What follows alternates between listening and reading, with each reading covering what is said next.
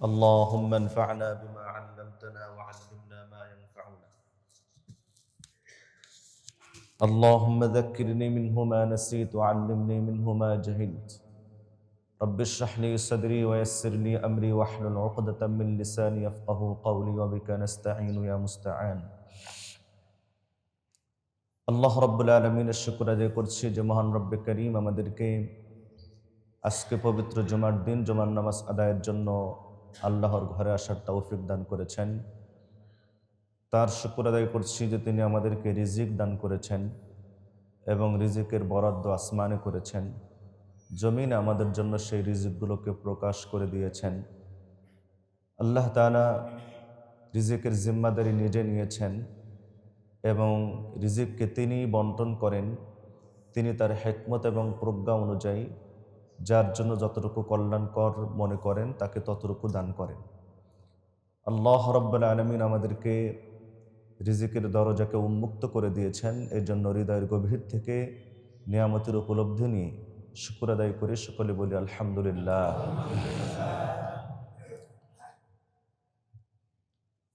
আমি আপনাদের সামনে কোরআন ও হাদিসের আলোকে আলোচনা করতেছিলাম পরনির্ভরশীল হওয়া ইসলাম পছন্দ করে না।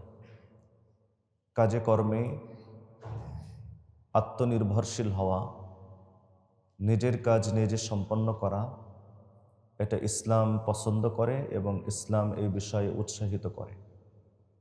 ক্ষেত্র বিশেষ জোরালো নির্দেশ দিয়েছে।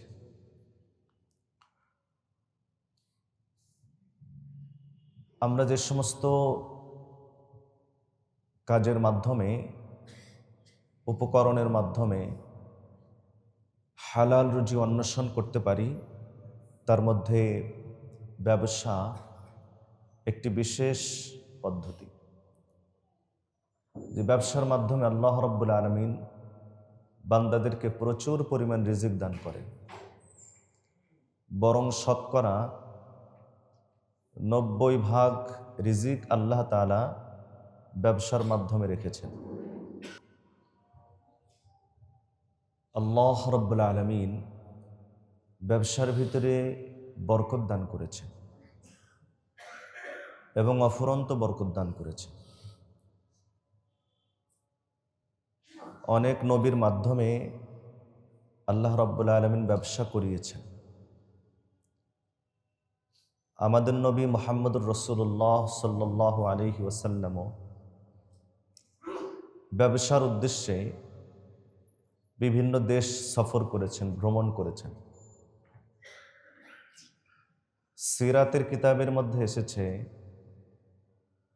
রাসূলুল্লাহ সাল্লাল্লাহু আলাইহি ওয়াসাল্লাম 12 বছর বয়সে ব্যবসায়ী কাফেলার সাথে শ্রদ্ধেয় চাচা যান আবু তালেবের সাথে নবী আলাইহিস সালাতু ওয়াস সালাম মাত্র 10 বছর বয়সে শামে সফর করেছিলেন। আবু তালেবের ইচ্ছা ছিল রাসূল করিম সাল্লাল্লাহু আলাইহি ওয়াসাল্লামকে মক্কা মুকাররমায় রেখে যান, কারণ সফরের একটা ক্লান্তি আছে, একটা কষ্ট আছে। সফরে একটা নিরাপত্তাহীনতা আছে। নবী আলাইহিস সালাতু ওয়াস সালামের বয়সের চিন্তা করে এবং সফরের এই সমস্ত কষ্ট, ক্লান্তি ইত্যাদি চিন্তা করে আবু তালেব সিদ্ধান্ত নিলেন যে নবী আলাইহিস সালাতু ওয়াস সালামকে মক্কায় রেখে যাবেন। কিন্তু যখন প্রিয় ভাতিজার কাছ থেকে আবু তালেব বিদায় নিচ্ছিলেন,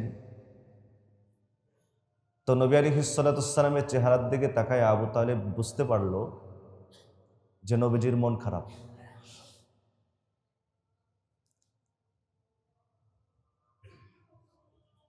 বললেন, তুমি কি আমার সঙ্গে সফরে যেতে চাও? রাসূলুল্লাহ সাল্লাল্লাহু আলাইহি ওয়াসাল্লাম বুঝালেন যে হ্যাঁ, আমি আপনার সঙ্গে থাকতে চাই, যেতে চাই। আবু তালেব সঙ্গে করে রওনা করলো, নিয়ে গেল। লম্বা ইতিহাস।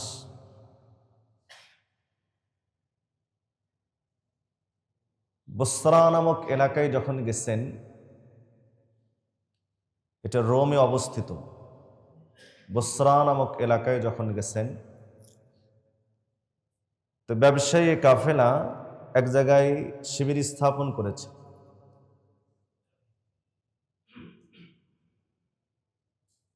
পার্শ্বে একটা গির্জা ছিল,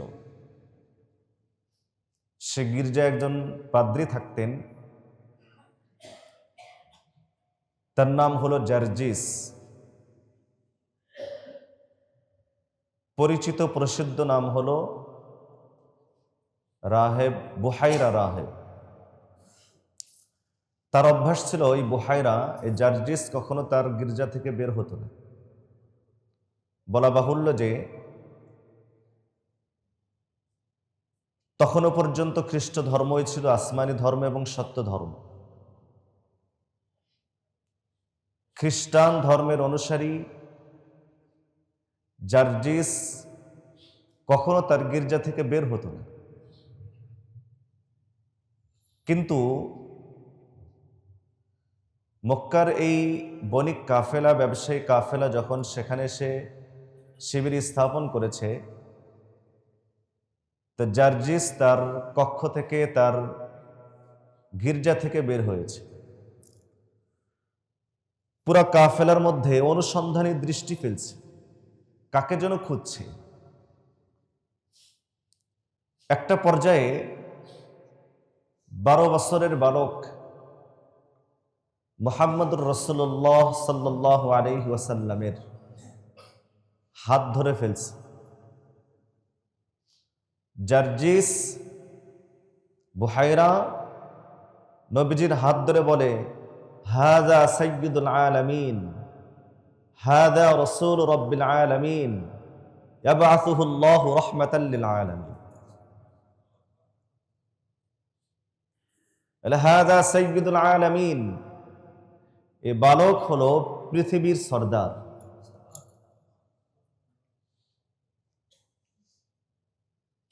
হাযা রাসূল রাব্বিল আলামিন, এই বালক হলো রব্বুল আলামিনের পক্ষ থেকে রাসূল। ইয়াবআসুহুল্লাহু রাহমাতাল লিল আলামিন, আল্লাহ তাআলা তাকে বিশ্ববাসীর জন্য রহমত হিসাবে, রাহমাতুল লিল আলামিন হিসাবে দুনিয়াতে প্রেরণ করবে।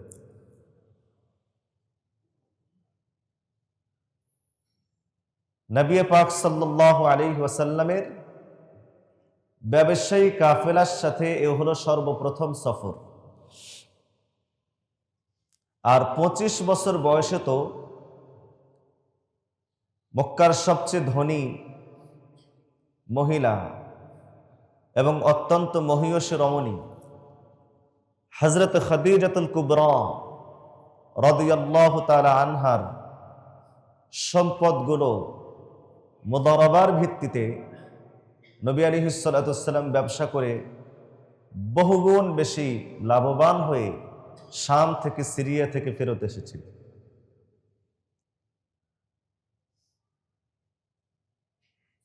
ব্যবসা এটা শুধু উপার্জনের মাধ্যমই না, বরং এটা জান্নাত অর্জন করারও মাধ্যম। ব্যবসার মাধ্যমে শুধু জাগতিক অর্থ সম্পদ, টাকা পয়সাই অর্জন হয় না, বরং ব্যবসার মাধ্যমে চিরসুখের নীর জান্নাতও কামাই করা যায়। এজন্য আমি বলেছি, কথাটা মনে রাখবেন, ব্যবসার সাথে জান্নাতের ওয়াদা আছে। কি ভাই? ব্যবসার সাথে কি আছে? জান্নাতের ওয়াদা আছে। জান্নাতের আশায় হলেও, লোভে হলেও, জান্নাত পাওয়ার ইচ্ছে এবং আগ্রহে হলেও তো টুকটাক ব্যবসা করা দরকার, নাকি বলেন?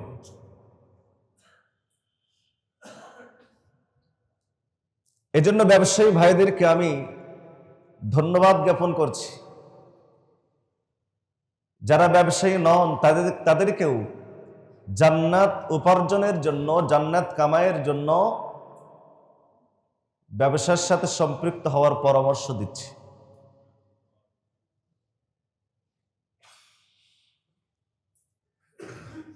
প্রাসঙ্গিক বলি, আমাদের ওলামায়ে কেরামেরও কিছুটা হলেও ব্যবসা বাণিজ্য করা উচিত। কয়েকটা লাভ আছে। আর্থিকভাবে স্বাবলম্বী হওয়া যাবে, জান্নাত কামাই করা যাবে, কমপক্ষে আপনাদের চোখ রাঙ্গানি আর বাঁকা মুখের চোকা কথা শোনা লাগবে না। কথা বলেন ঠিক না? আপনাদের চোখ রাঙ্গানি দেখা লাগবে না, বাঁকা কথার বাঁকা মুখের চোকা কথা শোনা লাগবে না।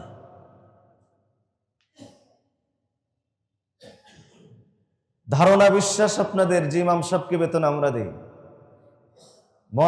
মুয়াজ্জিন সাহেবকে বেতন আমরা দেই, খতিব সাহেবকে বেতন আমরা দেই, খাদেমদেরকে বেতন আমরা দেই, মাদ্রাসার হুজুরদের বেতন তো আমরা দেই। তো হুজুররা, ইমাম সাহেবরা আমাদের কথা শুনবে না তো কার কথা শুনবে? তো ইমাম সাহেবকে আপনারা বেতন দেন, তো বাহিরের কোনো মানুষকে ডেকে নিয়ে এসে তো বেতন দেন না।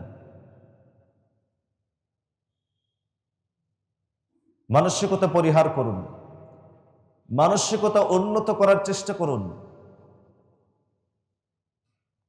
সেই সঙ্গে আমি আমাকে বলছি, আমাদেরও আরো একটু উন্নত মানসিকতা অর্জন করে শুধুই কেবলমাত্র মসজিদ এবং মাদ্রাসার বেতনের উপরে নির্ভরশীল থাকাটা উচিত মনে হয় না। কি বলেন? আমি একটা পাক্কা নিয়ত করেছি, আপনাদের কাছে দোয়া চাই। দোয়ার জন্য বলছি। জানি না কয়দিন আপনাদের এই খেদমত করার সৌভাগ্য আমার আছে, আমি জানি না। বাকি মউত পর্যন্ত আল্লাহর বান্দাদের নবীওয়ালা এই খেদমত করার ইচ্ছা আছে, আল্লাহ যেখানে রিজিক রাখেন না কেন। আপনাদের এখানেও যতদিন আল্লাহ তাআলা রিজিক রাখবেন, আমি খুব আস্তে আস্তে করে অগ্রসর হচ্ছি যেন আপনাদের এই মসজিদ থেকে আমার বেতন নেওয়া না লাগে। কি দোয়া করবেন না?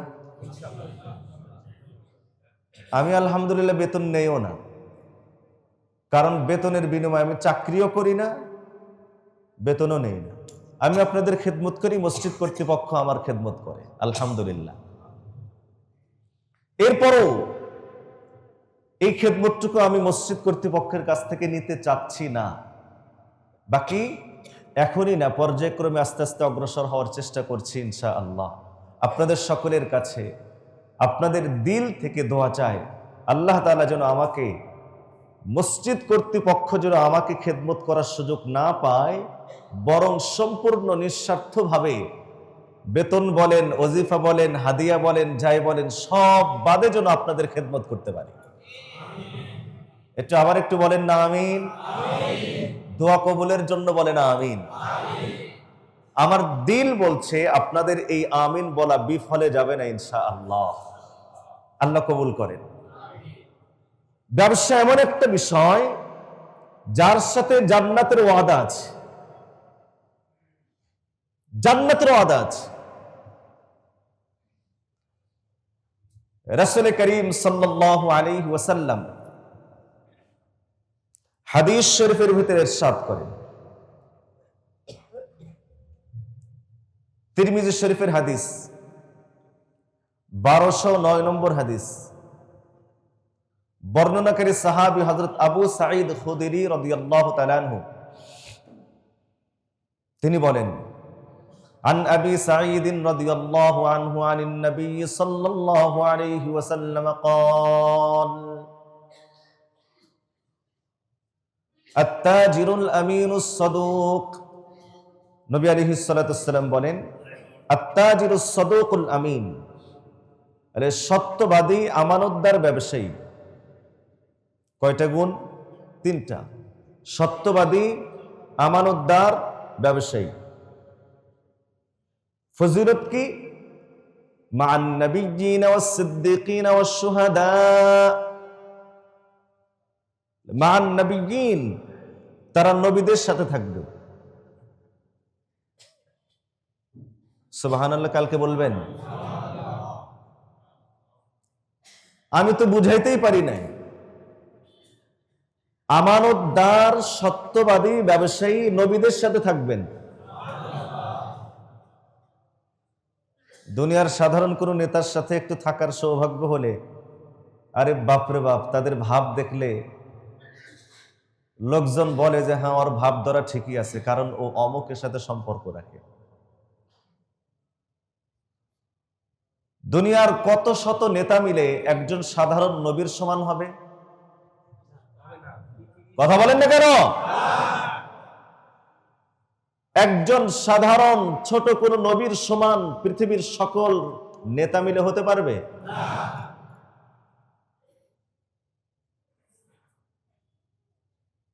দুনিয়ার নেতার সান্নিধ্য, সাহচর্য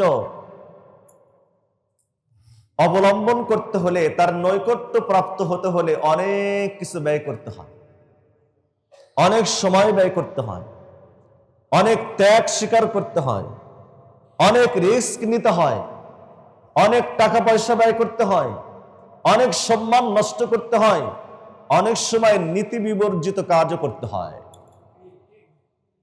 তারপরে গিয়েও দুনিয়ার নেতাদের সাহচর্য, সান্নিধ্য, নৈকট্য পাওয়াটাও অনিশ্চিত ব্যাপার। আবার প্রয়োজনে এমন কাছের ব্যক্তিকে কোরবানি করতেও দ্বিধাবোধ করা হয় না। কথা বলেন ঠিক কিনা?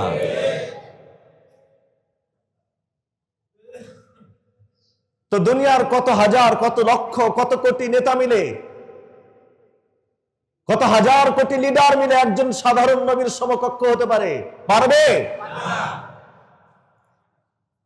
অসম্ভব। সেখানে সরকার দু আলম সাল্লাল্লাহু আলাইহি ওয়াসাল্লাম বলেন, সত্যবাদী, আমানতদার, ব্যবসায়ী নবীদের সাথে ময়দানে মাহশারে থাকবে। ওয়াসসিদ্দীকিন, সিদ্দিকদের সঙ্গে থাকবে। ওয়াশ-শুহাদা, আল্লাহর পথের শহীদদের সঙ্গে থাকবে।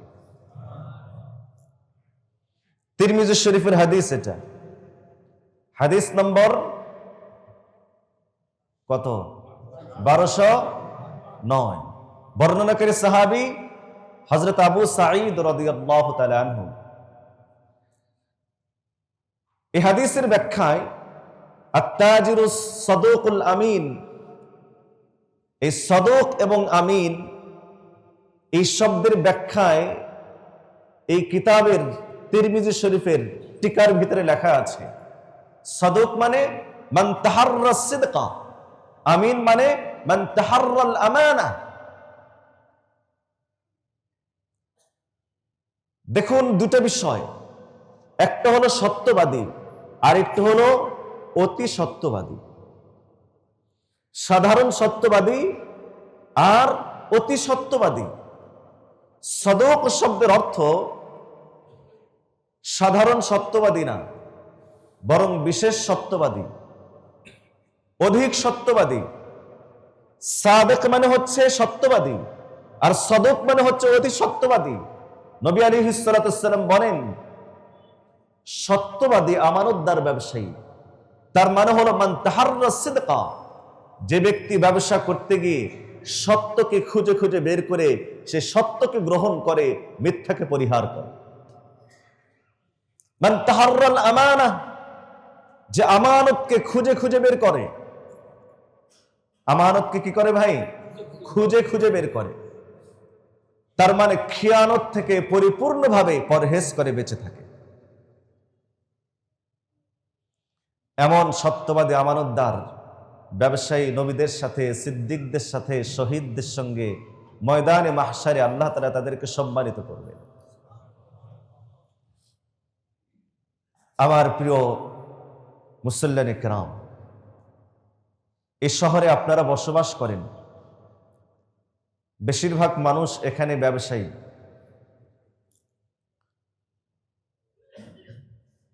যদি কোনো ব্যক্তি তার ব্যবসার ভিতরে সত্যকে খুঁজে বেড়ায়,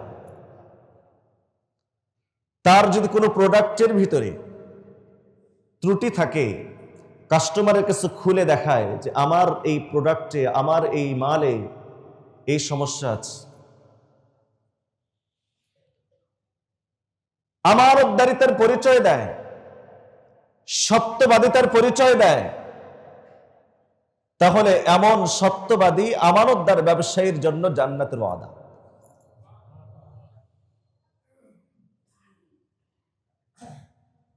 পক্ষান্তরে এর বিপরীত হাদিস আছে। এক হাদিসের ভিতরে ব্যবসায়ীদের 4 গুণ বর্ণনা করা হয়েছে। ইবনে মাজাহ শরীফের 2য় খণ্ডে 2139 নম্বর হাদিস। বর্ণনাকারী সাহাবী হযরতে আব্দুল্লাহ ইবনে ওমর রাদিয়াল্লাহু তাআলা আনহুমা, তিনি বলেন, ক্বালা রাসূলুল্লাহ সাল্লাল্লাহু আলাইহি ওয়াসাল্লাম, আত-তাজিরুল আমিনুস সাদুকুল মুসলিম মা'আশ শুহাদা'i ইয়াউমাল কিয়ামা। আমানতদার, সত্যবাদী মুসলমান ব্যবসায়ী। কয় গুণ? আমানতদার, সত্যবাদী মুসলমান ব্যবসায়ী কিয়ামতের দিন শহীদদের সঙ্গে থাকবে। শহীদদের সঙ্গে থাকবে। মুহতারাম হাজিরিন, যদি কোনো ব্যক্তি তার ব্যবসার ভিতরে সত্যতা, সত্যবাদিতা এবং আমানতদারিতার যদি খেয়াল না করে, বরং মিথ্যার আশ্রয় গ্রহণ করে, খেয়ানত করে, ওয়াদা খেলাফি করে, ধোঁকাবাজি করে, প্রতারণার শিকার করে, মাপে কম দেয়, তো নবী আলাইহিস সালাতু ওয়াস সালামের এই হাদিসটাও আমাদের মনে রাখা উচিত, যে হাদিস বর্ণনা করেছেন হযরত ইমাম তিরমিজি রাহমাতুল্লাহি আলাইহি, হাদিস নম্বর 1210। বর্ণনাকারী সাহাবী হযরত রিফাআহ রাদিয়াল্লাহু তাআলা আনহু, তিনি বলেন, খরাজতু মা'আন নবী সাল্লাল্লাহু আলাইহি ওয়াসাল্লাম ইলাল মুসাল্লা ফারাআ আন-নাস ইয়াতাবায়াউন। বলে, আমি একদিন নবী আলাইহিস সালাতু ওয়াস সালামের সাথে মুসাল্লার দিকে বের হলাম। রাসূল করিম সাল্লাল্লাহু আলাইহি ওয়াসাল্লাম দেখলেন লোকেরা ব্যবসা বাণিজ্য করছে, ক্রয় বিক্রয় করছে। ফারাআ আন-নাস ইয়াতাবায়াউন, মানুষেরা ব্যবসা বাণিজ্য করছে, ক্রয় বিক্রয় করছে। ফাকালা ইয়া মা'শারাত তুজ্জার, নবীজি উঁচু কণ্ঠে ডেকে বললেন, হে ব্যবসায়ী দলেরা। ফাস্তাজাবু লিরাসূলিল্লাহি সাল্লাল্লাহু আলাইহি ওয়াসাল্লাম, তখন সকলেই ব্যবসা বন্ধ করে, ক্রয় বিক্রয় বন্ধ করে নবী আলাইহিস সালাতু ওয়াস সালামের ডাকে সাড়া দিলেন। নবীজি ডাকলেন, হে ব্যবসায়ীর দল, বণিক দল। তারা সকলে নবী আলাইহিস সালাতু ওয়াস সালামের আওয়াজ শুনে ডাকে সাড়া দিলেন। ওয়ারাফাউ আ'নাকাহুম ওয়া আবসারহুম ইলাইহি, এবং তারা নবী আলাইহিস সালাতু ওয়াস সালামের দিকে তাদের ঘাড় উঁচু করে এবং চক্ষু উঁচু করে নবীজির দিকে তাকায়া থাকলেন।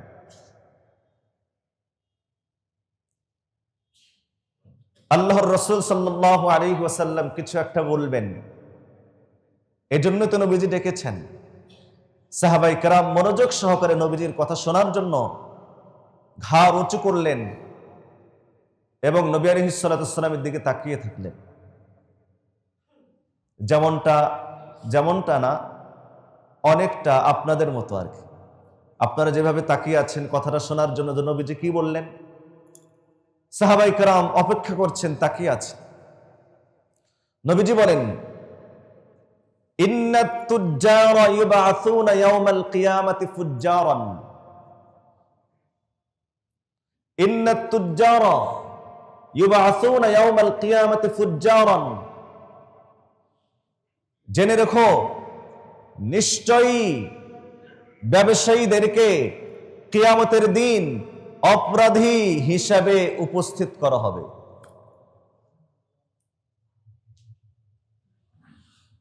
কিয়ামতের দিন ব্যবসায়ীদেরকে পাপী হিসাবে, অপরাধী হিসাবে তাদেরকে উপস্থিত করা হবে, উঠানো হবে।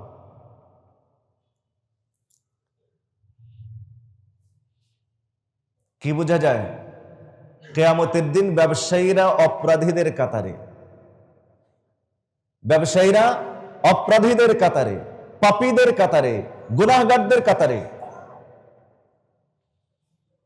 তবে এই গুনাহগারদের কাতার থেকে, তাদের এই ফিরিস্তি থেকে, লিস্টি থেকে কেমনে বের হবে? নবীজি বলেন, ইল্লা মানিত্তাকাল্লাহা ওয়া বাররা ওয়া সাদাকা, যার ভিতরে তিনটা গুণ থাকবে। মানিত্তাকাল্লাহ, যে ব্যক্তি আল্লাহকে ভয় করে, ওয়া বাররা, এবং নেক পথ অবলম্বন করে, ওয়া সাদাকা, আর সত্যবাদিতা অবলম্বন করে। এই তিন গুণে গুণান্বিত ব্যক্তি, ব্যবসায়ী ছাড়া বাকি সকলেই পাপীদের কাতারে, গুনাহগারদের কাতারে।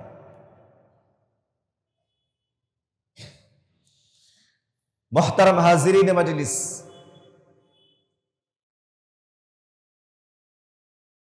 ব্যবসায়ী বন্ধুগণ, যদি কোনো ব্যবসায়ীর ভিতরে আল্লাহর ভয় যদি না থাকে, তাকওয়া যদি না থাকে, পরহেজগারিতা যদি না থাকে, তাহলে এই ব্যবসায়ী কিয়ামতের দিন পাপীদের কাতারে থাকবে, সে পাপী। কোন ব্যবসায়ীর ভিতরে যদি নেক ভালো কাজ করার, ব্যবসা করতে গিয়ে নেকির পথ অবলম্বন করার যদি ইচ্ছা, আগ্রহ, বাস্তবতা যদি না থাকে, তাহলে সেও পাপীদের অন্তর্ভুক্ত। কোন ব্যবসায়ীর ভিতরে যদি সত্যবাদিতা না থাকে, তাহলে এই ব্যবসায়ীও গুনাহগারদের অন্তর্ভুক্ত। এজন্য ব্যবসায়ীর 1 নম্বর গুণ সত্যবাদী হওয়া। বলেন, 1 নম্বর গুণ। 2 নম্বর গুণ আমানতদারি হওয়া। কি হওয়া? আমানতদার হওয়া। 3 নম্বর গুণ আল্লাহকে ভয় করা। 3 নম্বর গুণ আল্লাহকে ভয় করা। 4 নম্বর গুণ মুসলমান হওয়া। 5 নম্বর গুণ ব্যবসা করতে গিয়ে নেক পথ অবলম্বন করা, খোঁজা তালাশ করা।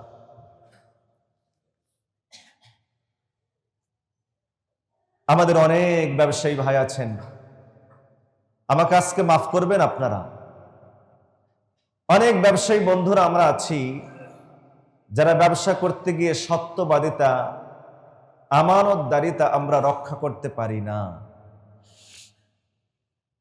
নির্দ্বিধায়, নির্বিঘ্নে, বিনা সংকোচে, বাধাহীন ভাবে মিথ্যা বলে যাচ্ছে অবিরাম। বাধাহীন ভাবে মিথ্যা বলে যাচ্ছে অবিরাম। কোন সংকোচ ভিতরে কাজ করছে না। অথচ মিথ্যা বলা মানুষকে লাঞ্ছিত করে, মানুষকে জাহান্নামের দিকে নিয়ে যায়। আমরা নির্দ্বিধায় বলে যাচ্ছি।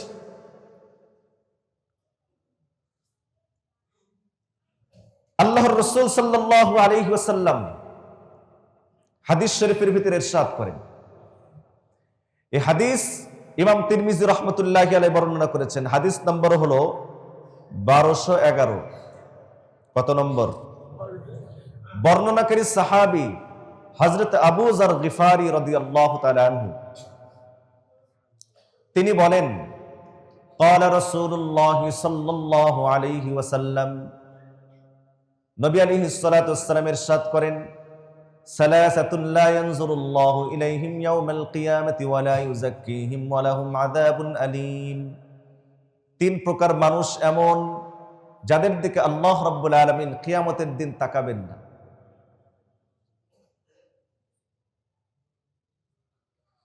ওয়ালা ইউযাক্কিহিম, এবং তাদেরকে গুনাহ থেকে পবিত্রও করবেন না।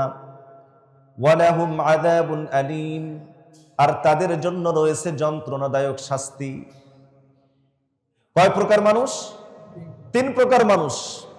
লা ইয়ানজুরুল্লাহু ইলাইহিম, আল্লাহ তাদের দিকে তাকাবেন না। তার মানে কি আল্লাহ দেখেন না? আমরা না তাকাইলে তো দেখি না। না তাকানোর 2 অর্থ, একটা হলো দেখেন না, আর একটা হচ্ছে তার প্রতি অনুগ্রহের ভ্রুক্ষেপ করবেন না। ও ভাই, আল্লাহ রাব্বুল আলামিন তো সবকিছু দেখেন, তার চোখের আড়ালে কোনো কিছু নেই। তাহলে কিয়ামতের দিন আল্লাহ তাআলা দেখবেন না, এর অর্থ হলো মহান রব্বে কারীম ওই ব্যক্তির দিকে রহমতের দৃষ্টিতে তাকাবেন না।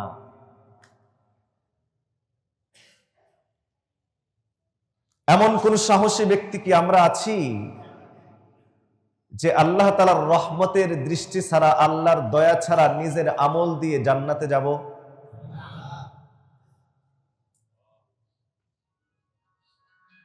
আল্লাহ তাআলার রহমতের দৃষ্টি ছাড়া, আল্লাহর অনুগ্রহ আর দয়া ছাড়া কেউ জান্নাতে যেতে পারবে না। আম্মা জান আয়েশা সিদ্দিকা রাদিয়াল্লাহু তাআলা আনহা নবীজিকে বলেন, ওয়ালা আনতা ইয়া রাসূলুল্লাহ, বলে নবীজি আপনিও কি আল্লাহর রহমত ছাড়া জান্নাতে যেতে পারবেন না? নবীজি বলেন, ওয়ালা আনা ইল্লা। নবী আলাইহিস সালাতু ওয়াস সালাম বলেন, না আমিও না, তবে সাথে সাথেই তবে আল্লাহ রাব্বুল আলামিন আমাকে তার দয়ার চাদরে আবৃত করে রেখে দিয়েছেন। মুহতারাম হাজিরিন, আল্লাহ তাআলার রহমতের নজর ছাড়া জান্নাতে যেতে পারবে না। আর আল্লাহ তাআলা 3 ব্যক্তির দিকে রহমতের নজরে তাকাবেনই না, তার মানে তাদের জন্য জান্নাতের ফয়সালা হবে না। 1 নম্বর, তাদের দিকে আল্লাহ রহমতের নজরে তাকাবেন না। 2 নম্বর, ওয়ালা ইউযাক্কিহিম, তাদেরকে গুনাহ মুক্ত করবেন না, পবিত্র করবেন না। এটা 2 নম্বর। গুনাহ মুক্ত না হওয়া পর্যন্ত জান্নাতে যাওয়া যাবে? কারণ জান্নাত পবিত্র স্থান, পবিত্র ব্যক্তিদের স্থান। বলুন, জান্নাত পবিত্র স্থান, পবিত্র ব্যক্তিদের স্থান।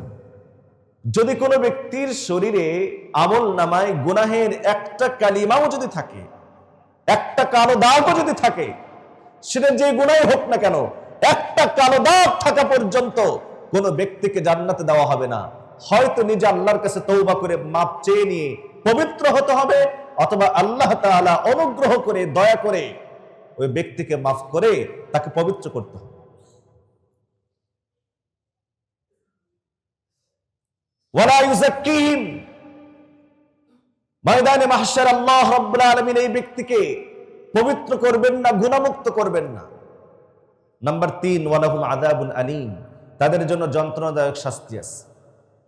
নবীজি যখন এই পর্যন্ত বললেন, হযরত আবু যার গিফারি রাদিয়াল্লাহু তাআলা আনহু বলেন, কুলতু মানহুম ইয়া রাসূলুল্লাহ ক্বাদ খাবু ওয়া খাসিরু, বললাম ইয়া রাসূলুল্লাহ, ওই সমস্ত ব্যক্তিত্ব ধ্বংস হয়ে গেছে, ক্ষতিগ্রস্ত হয়ে গেছে। নবীজি তারা কারা? আল্লাহর রাসূল সাল্লাল্লাহু আলাইহি ওয়াসাল্লাম এরপর বলেন 3 প্রকার ব্যক্তি। 1 নম্বর, আল মান্নান, ওই ব্যক্তি যে মানুষকে দান করে খোঁটা দেয়। আছে?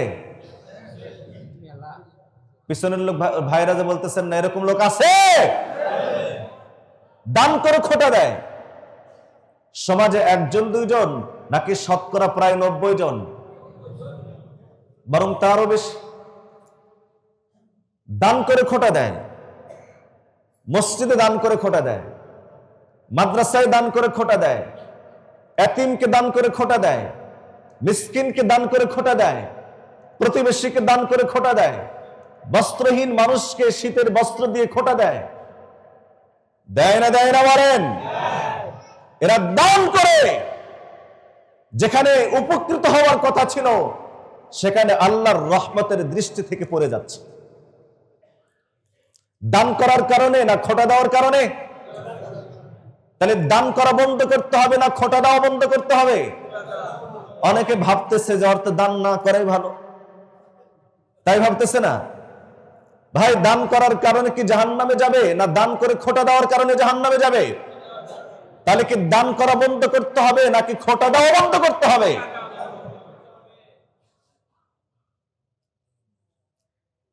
এই সমাজে বহু মানুষ আছে, আমিও এমন, আপনি এমন, আমার মুসল্লিরাও এমন, দান করে খোটা দেয়, না হয় ভাব ধরে। কথা বলেন ঠিক কিনা? দান করে খোটা দেয়, না হয় ভাব ধরে।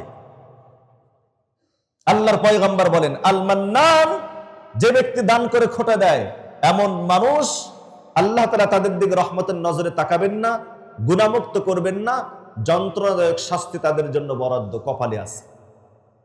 এক নম্বর যারা দান করে খোটা দেয়। নাম্বার 2, আল মুসবিলু ইজারাহু, যে সমস্ত পুরুষ গোড়ালির নিচে কাপড় পরিধান করে। আছে? অভদ্র মানুষ বেশি না ভদ্র মানুষ বেশি? অশিক্ষিত বেশি না শিক্ষিত বেশি? লুঙ্গি পরা লোকজন বেশি না প্যান্ট শার্ট পরুয়া ব্যক্তিরা বেশি? মসজিদে যখন আসে নামাজের সময় সুন্দর করে গোটায় তোলে, মসজিদ থেকে বের হওয়ার আগেই আবার টাকনু ঢাকে। আছে? যেন নামাজের সময় এটা নিষিদ্ধ আর অন্য সময় এটা বৈধ। শুধু বিবাহ শাদীর অনুষ্ঠানে যাওয়ার সময় টাকনুর নিচে কাপড় পরিধান করা বৈধ।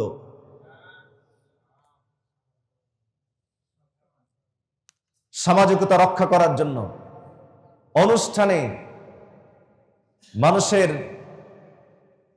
বদনাম থেকে বাঁচার জন্য, সমালোচনা থেকে বাঁচার জন্য উনি প্যান্ট পরছেন তো ঝাড়ুদারের কাজ করতেছে। বুঝাইতে পারি নাই?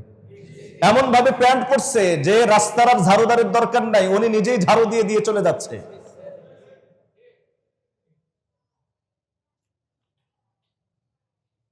হাসতেছেন আপনারা, কষ্ট লাগছে আমার।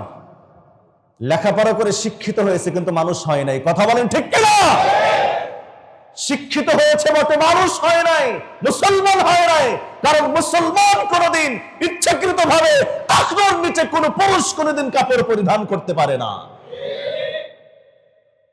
জুব্বাও না, কুব্বাও না, পাঞ্জাবিও না, চাদরও না, প্যান্টও না, লুঙ্গিও না, কোনো কিছুই না।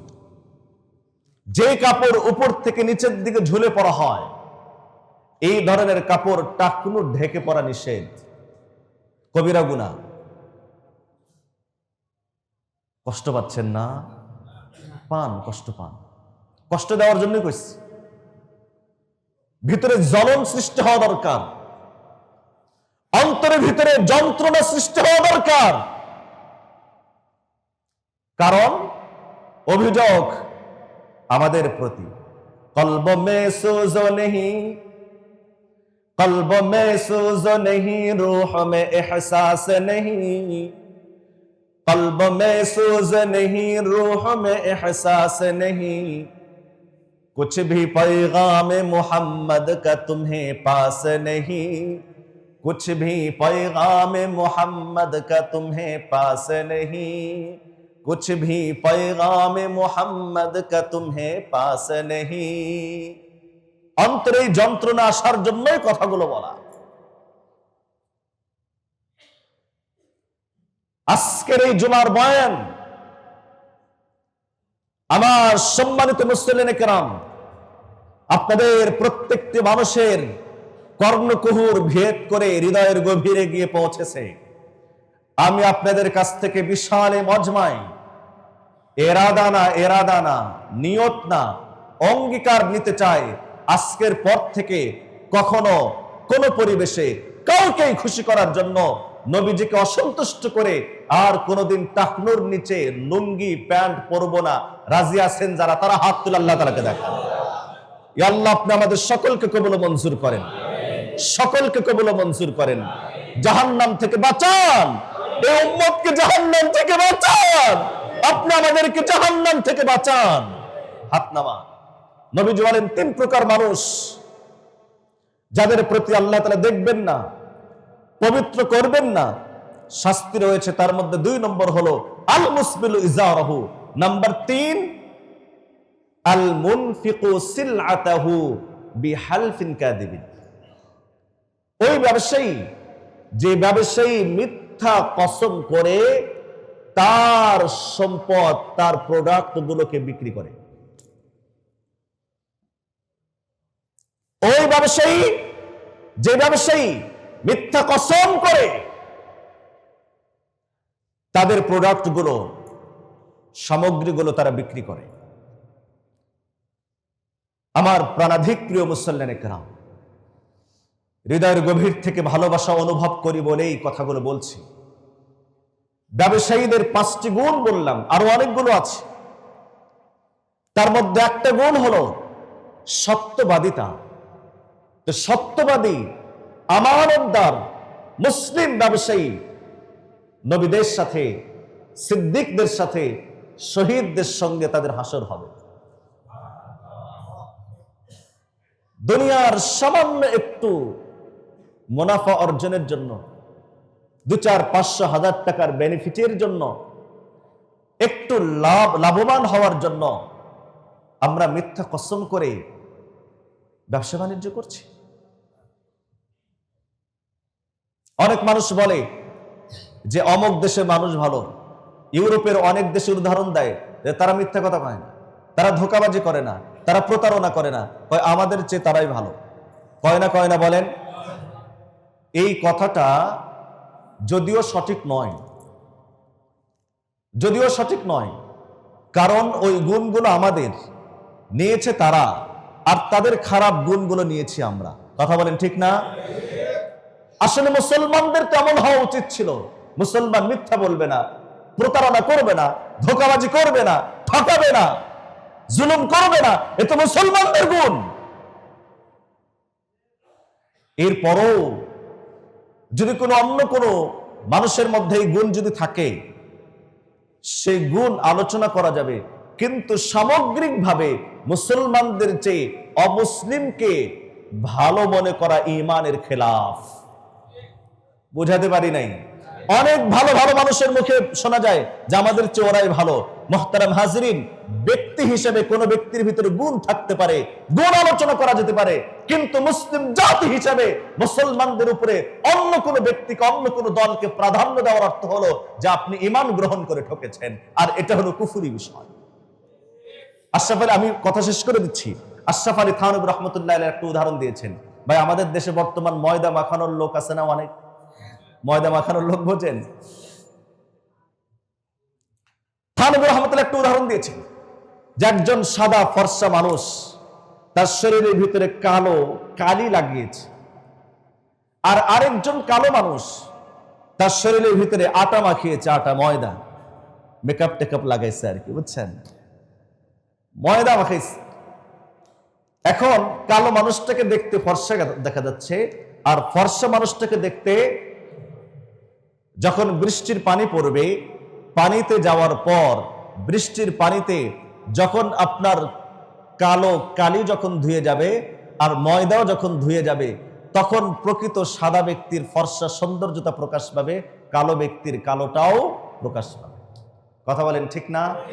মুহতারাম হাজরিন, খুব ভালো করে মনে রাখবেন, পূর্বে যে কথাটা বলেছেন এই কথা আর বলবেন না। কারণ মুসলমান যতই অপরাধী হোক, যতই অন্যায়কারী হোক, যতই জুলুমবাজ হোক, কিন্তু একজন মুসলমানের ভিতরে যখন ঈমান আছে, তার এই সমস্ত খারাপ গুণের কারণে তার পুরো শরীরের মধ্যে সে কালো কালি লাগিয়েছে, কিন্তু যখন আল্লাহর রহমতের বৃষ্টি তার উপর পতিত হবে, তখন তার সব কালিগুলো ধুয়ে পরিষ্কার হয়ে যাবে। আর একজন কাফেরের যতই ভালো গুণ থাকুক না কেন, বাহ্যিক ভাবে সে আটা মেখেছে, সুন্দর হয়েছে, কিন্তু যখন বিচার যখন সামনে তার আসবে, তখন পুরাটা কালো পরিষ্কার হয়ে যাবে। এই জন্য দলগতভাবে, জাতিগতভাবে ইসলাম ধর্মের উপরে অন্য কাউকে প্রাধান্য দেওয়ার কোনো সুযোগ নাই। প্রিয় বন্ধুগণ, যেই 3 প্রকার মানুষের দিকে আল্লাহ তাআলা তাকাবেন না, 3টা শাস্তি তাদের জন্য, তার মধ্যে একটা প্রকার হলো আল মুনফিকু বিসিলআহু বিহালফিন কাযিবিন, অন্যায়ভাবে মিথ্যা কসম করে যারা তাদের প্রোডাক্টগুলোকে বিক্রি করে। এজন্য ভাই, ব্যবসায়ী বন্ধুগণ, আমরা সত্যবাদিতা অবলম্বন করব ইনশাআল্লাহ। নবীদের সাথে তো আমাদের হাসর হবে। আমরা মিথ্যা ত্যাগ করব, শহীদদের সঙ্গে আমাদের হাসর হবে। আমানতদারিতা গ্রহণ করব, শহীদদের সঙ্গে আমাদের হাসর হবে। মহান রব্বে কারীম আমাদের সকলকে বোঝার আমল করার তৌফিক নসিব করেন। আল্লাহুম্মা আমিন। ওয়া আখিরু দাওয়ানা আনিল হামদুলিল্লাহি রাব্বিল আলামিন।